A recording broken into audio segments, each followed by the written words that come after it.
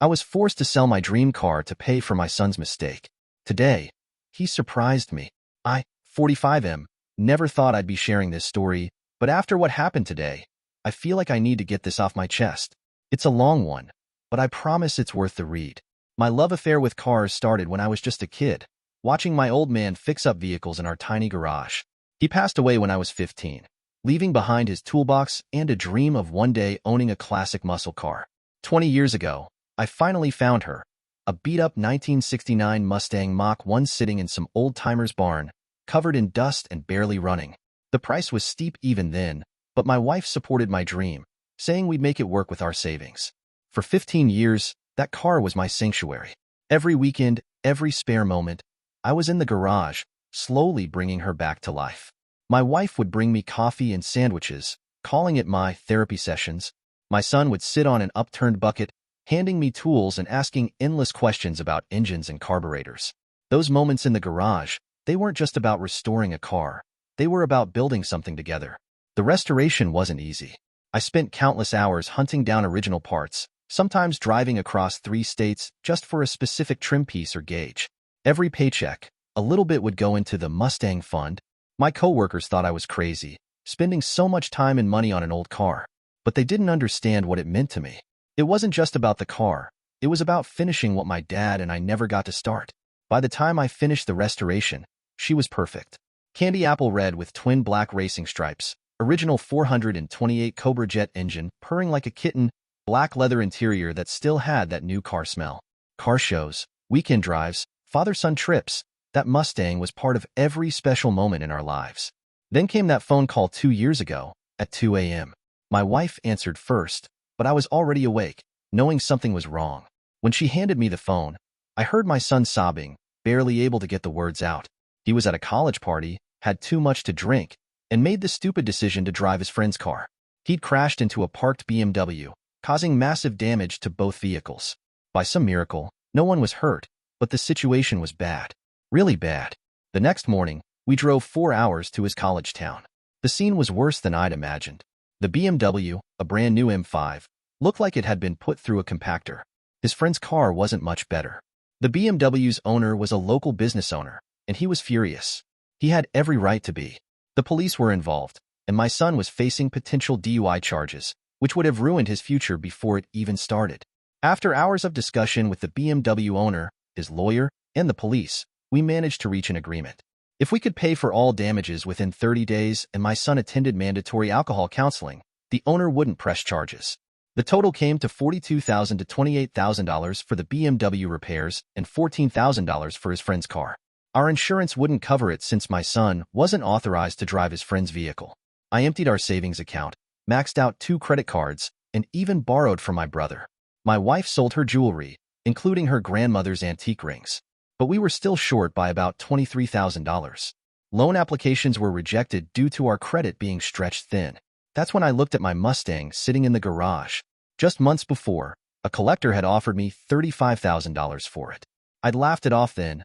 The car was worth more than that, and besides, it wasn't for sale at any price. But now, looking at my son's tearful face and the stack of legal papers threatening his future, I knew what I had to do. I listed the car online, pricing it to sell quickly. Within days, I had multiple offers. The highest was from a collector in Texas, $38,000 if I could deliver it within the week. I accepted immediately. My son begged me not to sell it, saying he'd find another way, but we both knew there wasn't one. The day I drove my Mustang for the last time was the hardest. My wife couldn't watch. She stayed inside, crying. I still remember every second of that final drive.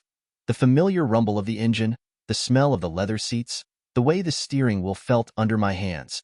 When I handed over the keys to the new owner, I couldn't bring myself to watch him drive away. The money paid off the damages, but the real cost was much higher. My son dropped out of college that semester, the guilt eating him alive. He moved back home and got a job at a local warehouse, starting at minimum wage. I told him not to worry about paying me back, that the important thing was he'd learned from his mistake. But I'd be lying if I said I didn't feel a deep sense of loss every time I walked past the empty garage. For 2 years, I watched my son change. He worked doubles whenever he could, lived frugally, and slowly started taking evening classes at the community college. The party-loving teenager was replaced by a quiet, more responsible young man. He helped around the house without being asked, cooked dinner when my wife and I worked late, and never complained about his long hours at the warehouse. I noticed other changes too. He started reading books about personal finance, began a small side business detailing cars on weekends, and even joined a support group for young people struggling with alcohol. He never touched a drop of alcohol again after the accident. But we never really talked about the car. It was like an unspoken wound between us. Today started like any other Tuesday.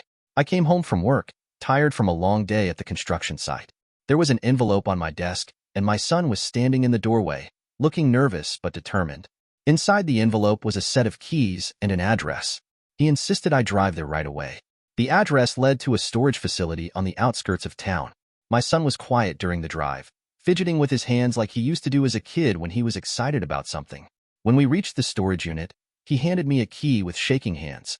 I opened the roll-up door, and for a moment, I couldn't process what I was seeing. There, under the fluorescent lights, was my Mustang. The same candy apple red paint, the same black racing stripes, even the small dent in the chrome bumper that I'd never gotten around to fixing. My son had tracked down the buyer 6 months after I sold it and had been working towards buying it back ever since. He explained everything then. How he'd taken on extra shifts, lived on ramen noodles, and saved every penny he could. He'd even started an online business buying and selling car parts to make extra money.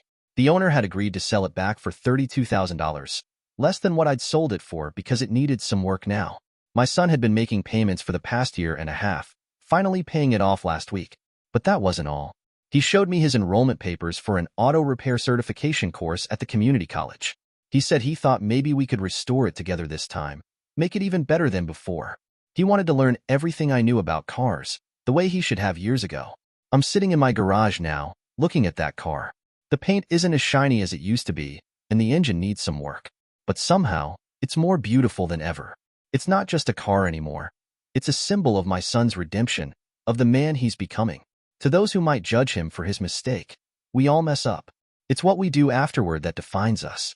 My son could have run from his mistakes, made excuses, or given up. Instead, he faced his actions head-on and worked tirelessly to make things right. He's not the same kid who made that desperate phone call 2 years ago, and I couldn't be prouder of the man he's becoming. My Mustang's back home, but more importantly, so is my son. We start work on the restoration this weekend, and this time, we're doing it together. Edit. Thank you all for the overwhelming response and awards. To address some common questions. 1. Yes, my son paid back the full amount for the accident damages before saving for the car. He worked multiple jobs and lived extremely frugally. 2. The car needed significant work when he bought it back, which is why he could get it for less than what I sold it for. 3. He's been sober since the accident and regularly attends support group meetings. 4. We've already started working on it together on weekends, and I'm teaching him everything I know about classic car restoration. Sometimes the biggest mistakes in our lives lead to the most important changes. I lost a car but gained something much more valuable, a stronger relationship with my son. Thank you for watching. If you enjoyed this story, please hit that subscribe button. Don't forget to give it a thumbs up and share it with friends or family who might enjoy it too. Your support means a lot. And if you have any thoughts, questions, or story ideas, drop them in the comments below. I'd love to hear from you. See you in the next story.